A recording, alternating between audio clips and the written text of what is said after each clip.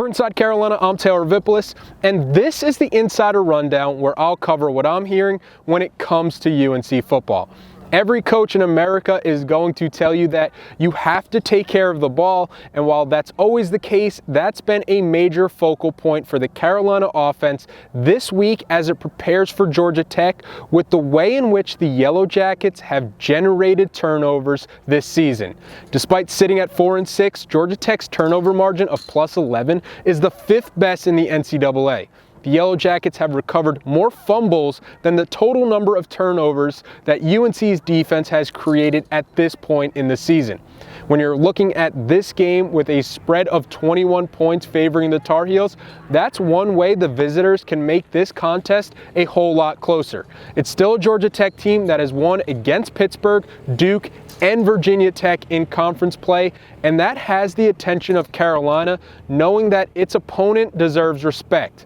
In those 3 ACC wins, the Yellow Jackets have an elite 8-to-1 takeovers to turnover ratio and will look to replicate that formula when they're in Chapel Hill. Luckily for the Tar Heels, Drake May doesn't do a whole lot of that turning over the football thing, especially with how reliant the team is on his arm. Only 11 Power 5 quarterbacks have dropped back to pass 400 plus times this season, and May leads that group with the fewest interceptions with just 3. Even with all that volume, he's maintained the best passing grade, 92.0, out of all Power 5 quarterbacks, and in fact is the only one in the 90s. Heisman him. When you have a legit Heisman candidate midway through November, it's safe to say that North Carolina could not feel better with its current quarterback situation. The opposite could be said about where Georgia Tech stands entering this game. Gone is Jeff Sims, who beat the Tar Heels last year at Mercedes-Benz Stadium in a game UNC fans would like to forget. In addition to Sims, Zach Pyron was also lost for the year to a broken clavicle last week against Miami. At the most important position that football has to offer, it's never a good sign when you're turning to the third guy. That guy will be Zach Gibson, a transfer from Akron, who on the season has completed 25 of 51 passes for a touchdown and 2 interceptions. On one hand, you have a quarterback that has thrown for 224 yards, and another who that's a first half of a game of production for him. Advantage, Tar Heels. Needing some style points to climb up the college football playoff rankings, Carolina can ill afford to play with its food and will look to put away this Georgia Tech team early.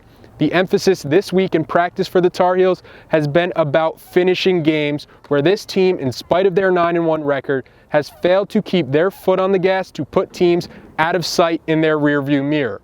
Virginia, they were unable to secure a first down to seal it late. Wake Forest, they saw a 14-point lead get quickly erased. So the team has been looking for ways to improve on its execution. It's the 4th best total offense and 10th best scoring offense in the country, and we're still talking about ways that group can get markedly better. It's got off-the-charts potential waiting to be realized. We'll see if it takes a step towards that Saturday at Kenan Stadium, which should be a fun environment with the team fully deserving it after their road heroics. So if you're going, I'll see you there. Until then, stay tuned to Inside Carolina for all the latest coverage leading to kickoff.